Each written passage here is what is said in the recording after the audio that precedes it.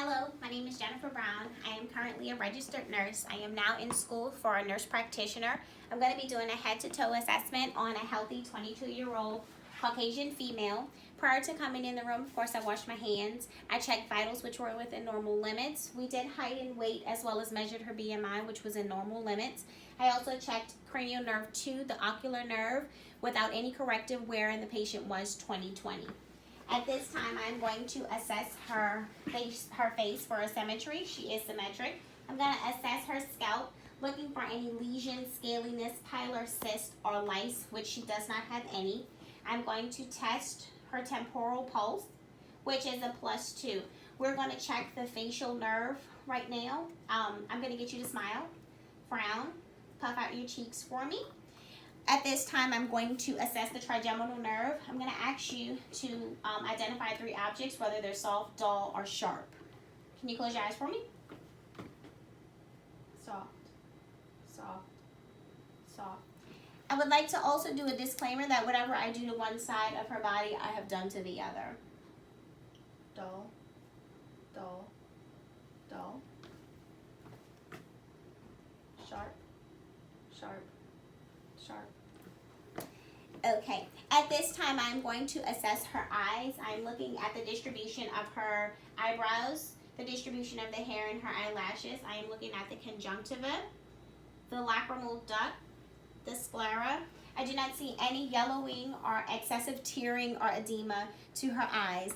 I am now going to check for constriction and consensual reaction, which would test the oculomotor nerve 2, and the cranial nerve 2, the ocular nerve, as well as the cranial nerve 3, the oculomotor nerve.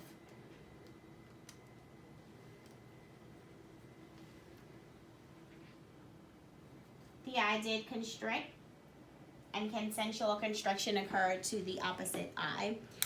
I am now going to ask the patient to follow my light. I am testing your trochlear nerve, and I'm going to ask that you would follow wherever my light goes. I'm doing the 6 cardinal directions.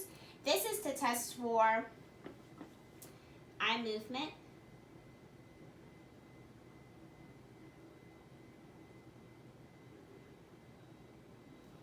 very good. I am now going to test for convergence. I'm going to take my light and bring it to the middle of your nose, or the bridge of your nose. The patient did perform a rectus movement with her, a medial rectus movement with her eyes. I am going to test for confrontation. This is a test that you would use if you thought that the patient had some type of peripheral vision loss, as seen in glaucoma. When you see my fingers, tell me you see them. See them? See them? Very good. She is fine and no issues there. I am now going to do my test with my my scope, and I'm going to look at the retina. I'm also looking for the optic disc to find if the edges are nice and sharp, as well as the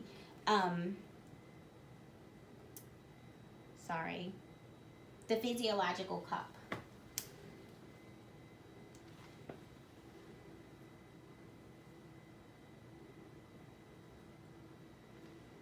Red reflex is noted. The optic disc is seen. It has a yellowish, creamy color to it. The physiological cup is seen as well, with a yellowish whitish color to it. The retina is clear. No additional items seen in the retina, and no papilla edema is noted. At this time, I'm going to assess the ears. We are looking for symmetry of the ears. Her ears are symmetric. I'm going to tug on the top of your ear. Is there any pain, elicit? No. Any pain here? No. Any pain here? No.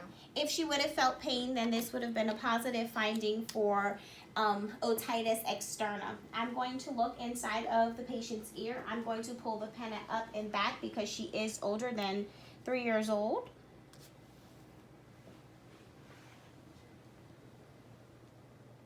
The ear canal is pink with no edema, no additional cerumen. The tympanic membrane is pearly gray with a cone of light shining at 7 o'clock. I'm now going to test your hearing.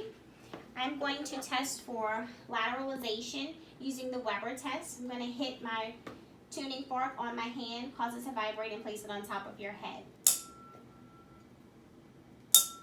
Can you tell me if you feel vibration on both sides? Yes. Okay, I am now going to test for air conduction versus bone conduction. I'm going to hit this on the hand again, place it on your mastoid bone, and you tell me when you no longer hear the sound.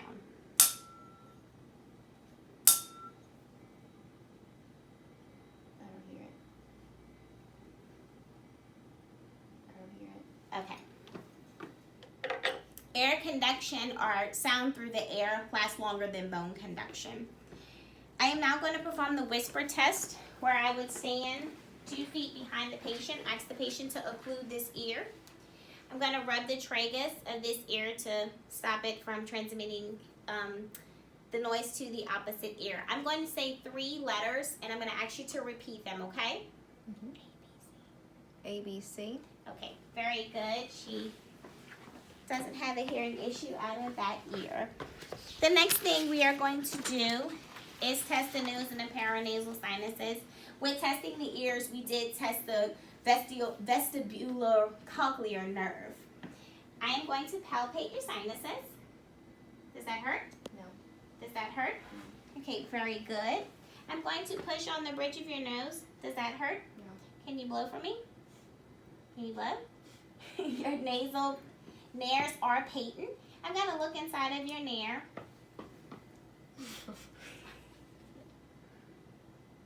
The nasal conchi is noted. Nasal passageway is patent. There is no redness, edema, or exudate noted inside of the nares. I am going to wave an item in front of under your nose, and I need you to tell me if you can identify what that item is. If you can close your eyes for me, please. Alcohol. Very good. This is testing cranial nerve 1, which is the olfactory nerve. At this time, I'm going to assess your mouth and your pharynx. I'm going to put on a pair of gloves. I am currently looking at the lips. I do not note any lesions, any edema, any cracking of her lips, or any bleeding. I'm going to get you to open your mouth for me, and I'm going to use a tongue blade to assist in the ability to look in the back of the throat. The roof of her mouth is nice and pink. Her gums are nice and pink. She is not missing any teeth. Can you open the bottom for me? The roof or the floor of the mouth is nice and pink. This is an area where cancer can tend to lie. I'm going to ask you to stick your tongue out. I'm going to put the tongue depressed in the back of your mouth. The tonsils are a +2 with no exudate or white patches noted. Can you stick your tongue out of your mouth and say ah for me? The soft palate did raise, which is positive for the vagus nerve. I'm going to also ask you to stick your tongue out, move it left, right, up, down. And it is positive for the hypoglossal nerve as well. At this time, we are going to assess the neck.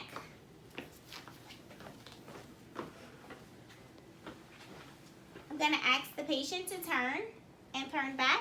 I am now looking for JVD distension, which I don't see any. I looked at the back of the neck for symmetry, looked at the front. The trachea is not deviated. I'm going to feel for any deviation or any nodules, and I do not feel any at this time. I am going to palpate the lymph nodes. Post-auricular, the occipital, the tonsillar, the submandibular, the submental, the superficial cervical, the posterior cervical, the supraclavicular, and then the deep cervical chin is not a palpable lymph node at all, but none of her lymph nodes were palpable, nor were any of the areas tender. I am now going to assess the thyroid. I am looking, and I have found my cricoid cartilage. I'm going to displace it just a little bit to the right, and I feel it. I'm now going to palpate my thyroid. I do not feel any nodules or any edema. Can you swallow for me? And the swallowing allows me to know that the glossopharyngeal nerve is intact. I am now going to assess the lungs. I am looking at her chest anteriorly, and I will also look at it posteriorly. I think it's a little bit easier to see it this way. So if you run from this way. At this time, I am going to check for expansion. And as she breathes and breathes in, she is symmetric on both sides. I am going to ask or palpate to feel, and we're going to do something called tactile fremitus. Every time I place my hands on you, I want you to say 99 for me, okay? 99, 99, 99, 99, 99. I am listening for a vibratory sensation that would change in a patient who would have some type of consolidation. At this time, I'm now going to percuss, listening for any distinctions for any type of consolidation as well.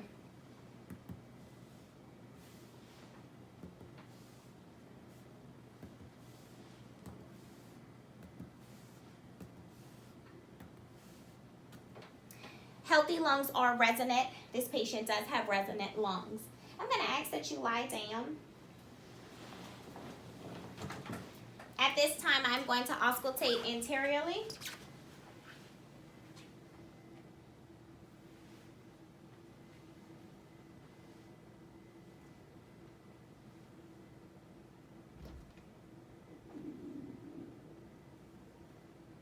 And I'm going to ask that you sit up. All lung clears are clear with no additional adventitious sounds. If there were adventitious sounds, we would further investigate the bronchiovesicular area as well.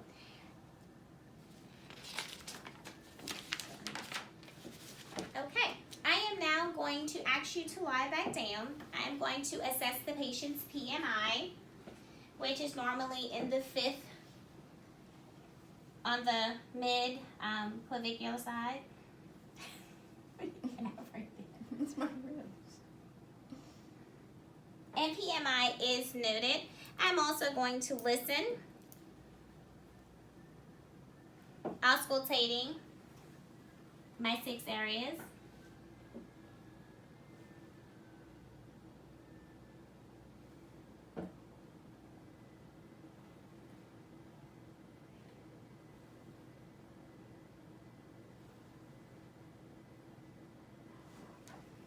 S1 and S2 heard with no additional S3 sounds noted. Okay, at this time I'm going to take a look at her abdominal area. And her abdomen is flat, it is symmetric. I am going to auscultate all 4 quads, listening for normal active bowel sounds.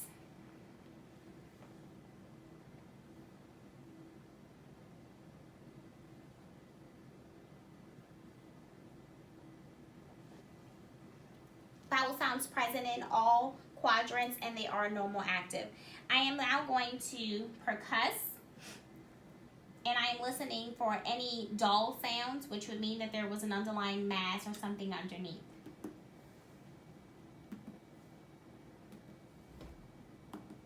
And I do not hear any dull sounds, nor is there any bulging at the umbilicus. I am going to, if I were looking for peritonitis, I would ask the patient to cough. The patient would cough, and at that time, I would get her to identify an area of pain if she had peritonitis as a suspicion for a diagnosis. I am now going to assess her liver span.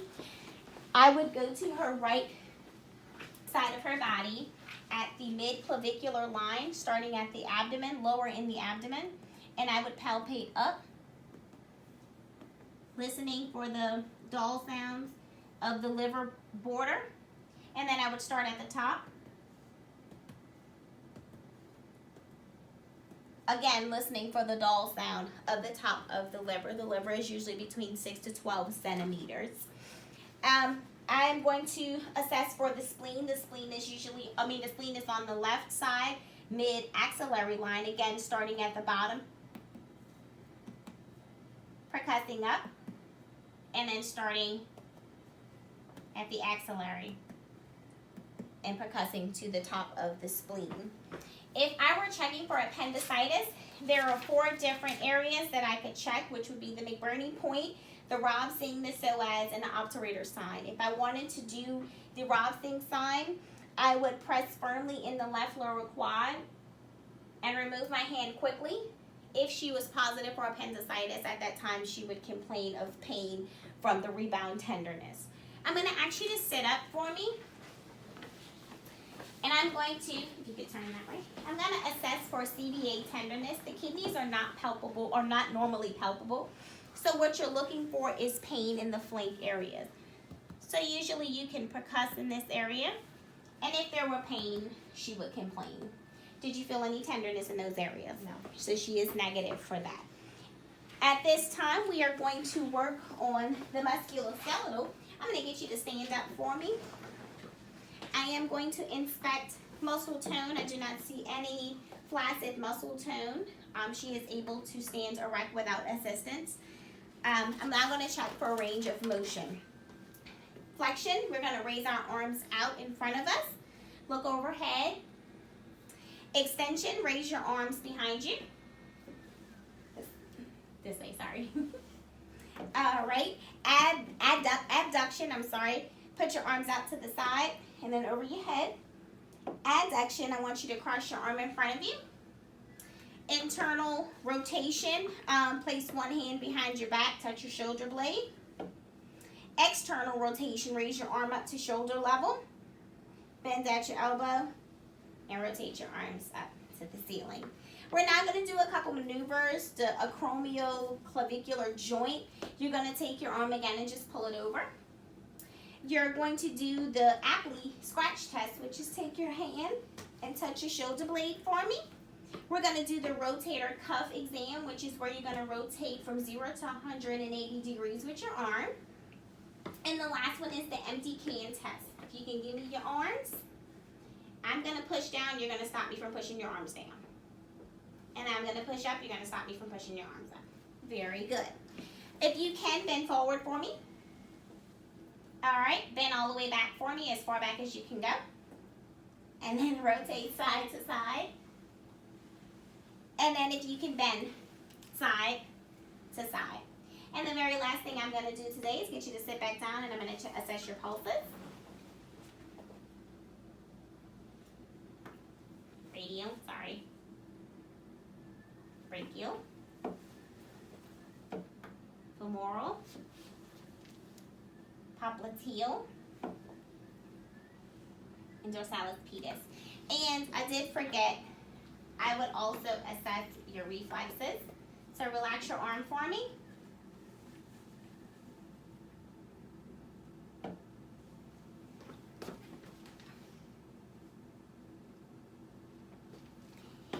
And that's all today for our head to toe exam. Thank you for watching.